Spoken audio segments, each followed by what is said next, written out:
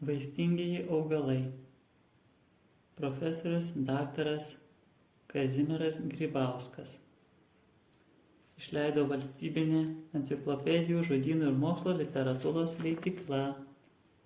1946 metai, Kaunas.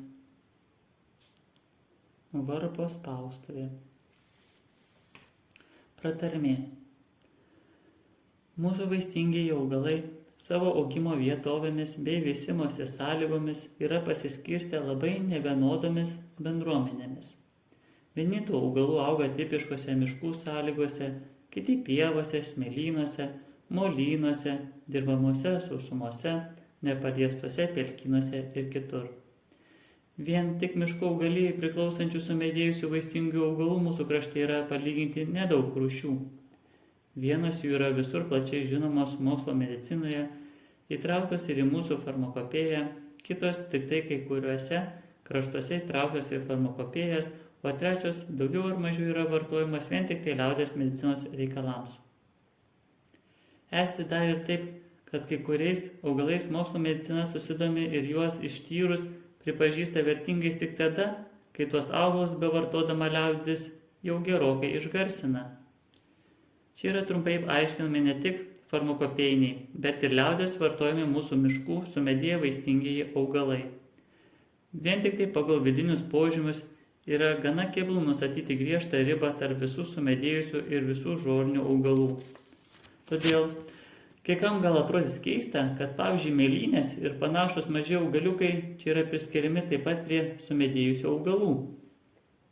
Aplamai imant, sumedėjų augalai pagal jų didumą ir sumedėjimo laipsnį čia vadinami: 1. Medžiais, pavyzdžiui, beržas, pušis, ąžuolas ir kiti. 2. Medeliais, pavyzdžiui, putinas, šaltekšnis, skietmedis. 3. Krūmais, erškėtis, serbentas. 4. Puskrūmiais, avietė, karklavijas, žalčialunkis. Ir 5. Krūmokšniais, čiobrelis, bruknė ir kiti. Vaistinėse ir farmacijos laboratorijose tenka susidurti ne tik su farmakopėjiniais, bet dažnai ir su liaudies medicinos augalais.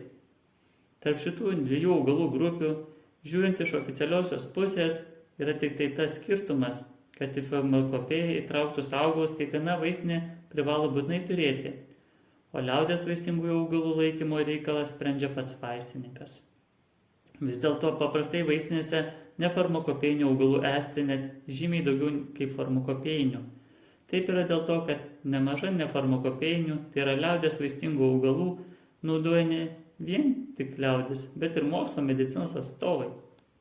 Didžiai gerbiamam profesoriui Kairiūkščiui, susitikusiam peržiūrėti šio mano darbo rankraštį ir davusiam vertingų patarimų, nuoširdžiai dėkoju.